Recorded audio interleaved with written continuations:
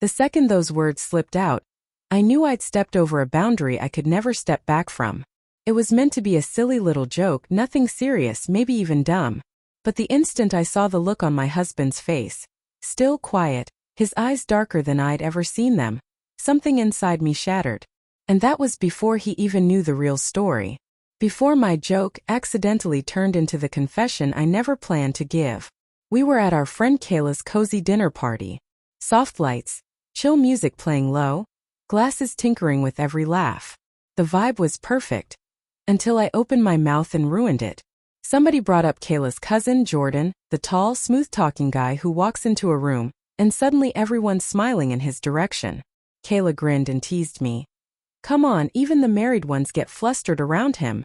I don't know what came over me. Too much wine, maybe. Or all the pressure I'd been bottling up finally leaking out the only way it knew how, messy and careless. I laughed and said, Girl, if I wasn't already locked down, I'd have let him take me on a date months ago. The table laughed. Everyone except my husband, Marcus. He didn't crack a smile. He just stared at me like every word was slicing him open. That stare still burns in my chest when I think about it. Excuse me, he said quietly, voice tight. I need some air. Then he got up and walked out. The whole room went dead silent. Kayla mumbled something like, okay. Maybe that hit too close to home. Because what nobody knew, what Marcus didn't know yet, was that I'd already crossed the line with Jordan weeks earlier. One late-night message that turned into a conversation. One weak moment that snowballed into something I'd been trying to shove 6 feet under. And now my stupid joke had just dug it all back up. The drive home was torture. Pure, thick silence that felt louder than screaming.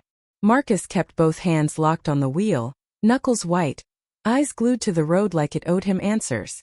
I tried to break the ice. Babe, it was just a dumb joke. Seriously, say something. He breathed out slow, controlled, like he was holding himself together with tape. Why him? He asked, voice low and scary calm. Out of everyone, why joke about him? My heart started pounding. Did he suspect something? Had I been that obvious? I just said the first thing that popped into my head. I lied. He finally looked over at me, and that was 1,000 times worse than the silence. Exactly, he said. You said it without thinking, which means it came from somewhere real. Heat rushed up my neck. Marcus, no. You're blowing this up. Are you attracted to him? The question hit me like a brick. I opened my mouth but nothing came out.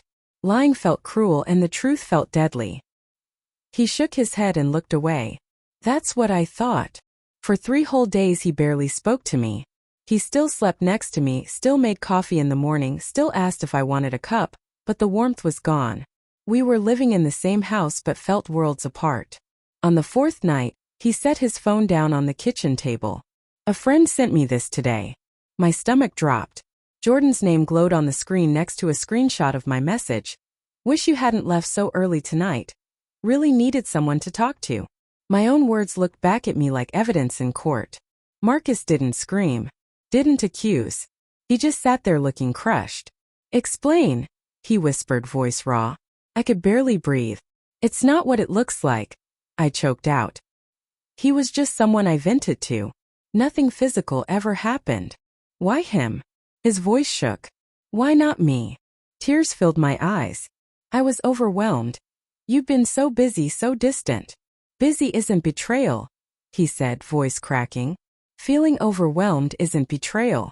I buried my face in my hands, shaking. Marcus, I swear nothing physical happened. He didn't answer, and that silence said everything. So I told him the truth. How it started at a community event, when Jordan found me crying in the parking lot. How he listened when I felt invisible. How he asked simple things like, "You okay? And are you taking care of yourself?" Things Marcus hadn't said in forever. How it made me feel seen, how it scared me, how I tried to shut it down but kept failing. How the guilt was eating me alive. Marcus listened without cutting me off, but with every sentence I watched another piece of him break. When I finished, he said quietly, "So while I was killing myself trying to build a future for us, you went looking for someone else to make you feel special." It wasn't like that.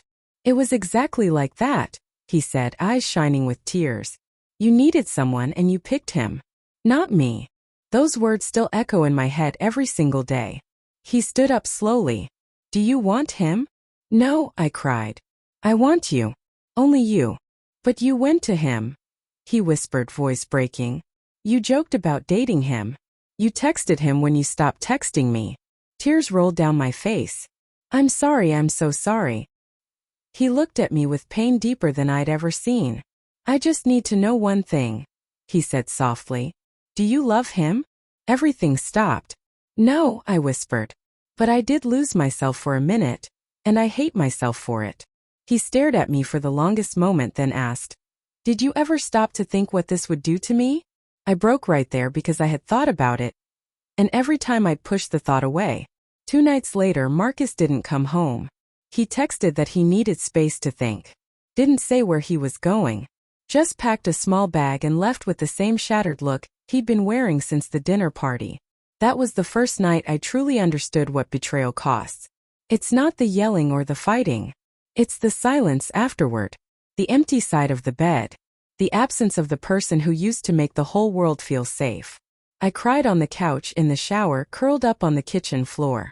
I didn't sleep. Every car that passed made me jump. Every phone buzz made my heart leap and then crash when it wasn't him.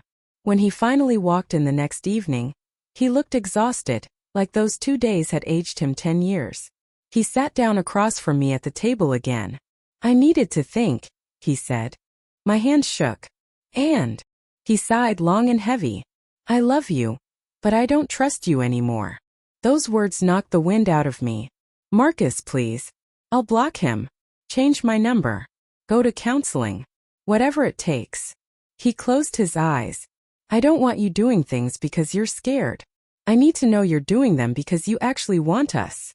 I do, I whispered. More than anything. He looked away. But I can't unsee those messages. I can't forget the joke. And I'll never stop wondering if the next time life gets hard, you'll go looking for someone else again. You never failed me, I begged. I failed you. He let out a broken laugh. Yeah, you did. Then he stood up, grabbed his keys, and walked toward the door. My heart stopped. Where are you going? He turned, eyes full of love and pain and something that felt final. I need time, he said. And you need to figure out why you ever thought you needed somebody else. Marcus, please don't leave. He paused at the door, voice barely above a whisper. I'm not leaving because of you. I'm leaving because of me. Because I don't recognize the guy I'm turning into trying to hold on to someone who stopped holding on to me. Then he walked out. The door closed softly behind him, but it sounded like the end of the world. What hurt the worst wasn't the silence, wasn't the regret, wasn't even watching him go. What hurt the most was realizing he didn't leave angry. He left because loving me had started to hurt more than leaving. And that kind of damage, a simple I'm sorry will never fix.